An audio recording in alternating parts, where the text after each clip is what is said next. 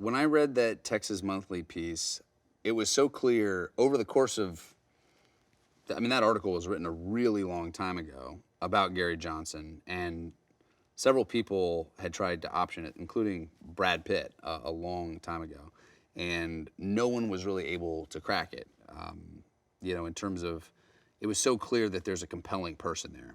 And when you read that article, what I think you see more than anything is a guy who is simultaneously extremely passionate and yet a little stuck in his ways, and that you find a guy who, I guess one of the things that when Rick and I started this process was, how do we make a movie? When I read that initial script, I said, there's a complicated individual here who's sort of having the most controlled version of an existential crisis. You know, it's sort of what everybody happens when people do go through a midlife crisis. It's what we all do. We try on different clothes and we try on different wardrobes. And what Gary Johnson is able to do is he does that for his work and somehow keeps returning to the mean, you know, keeps returning to normalcy. But I think what was really fun and what Rick and I looked at the opportunity to do is, what if you tried on one of those clothes, you know, what if we tried on one of those masks? What if you tried on one of those identities and really just kind of fell in love with that identity as someone else fell in love with that identity? And you come to realize that that identity was you all along. You just had to fall in love with yourself.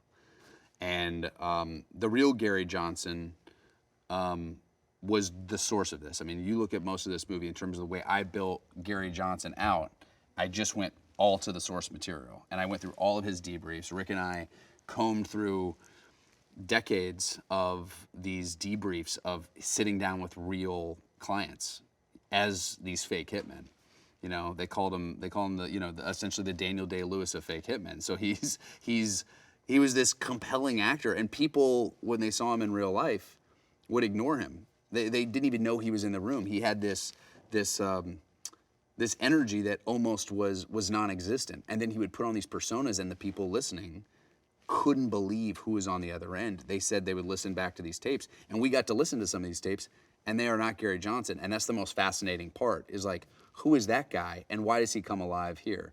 And I think that a lot of this stuff, every time Rick and I were at the computer writing, we never lost sight to why we were leaning in the first place. And the reason is, Gary Johnson is a really, really compelling starting point.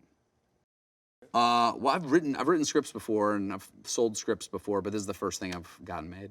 And it's pretty damn cool to do it with your hero and friend, you know, to have my name next to Richard Linklater's name it's a dream come true. Well, I think a lot of other people, when they tried to make the story, tried to contain it to just that world of Gary Johnson in terms of his function within the police department. And I think that's where a lot of things kind of can be redundant. He did this for 30 years. He did this. He was a fake hitman for the police department for decades.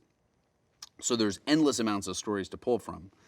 However, there was this one sentence, really maybe a couple sentences in the article, that when I read the Hitman article, it talked about this relationship that he had with this woman who was she was actually in danger. She had an ex-husband who was trying to kill her. So she was trying to hire a hitman to kill her ex-husband before he could kill her.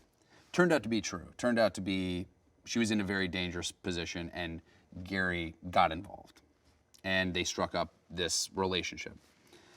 Now, then the article continues to go off and continue on, and I told Rick, I said, I think that's the story. I think that's the thread we need to pull. Let's see what they're like, you know, because that actually happened. And so we started digging in to see what that relationship was like and where that went, and that's where, you know, we kind of built the story out from. Is this guy who had a relationship with a woman under a fake identity, you know, the chivalry was real, the identity was fake.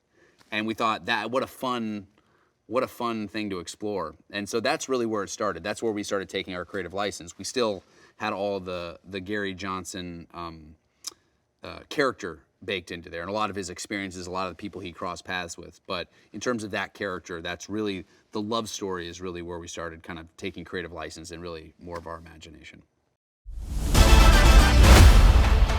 彼はプロのおとり捜査官。 I'm a fake hitman. Madison.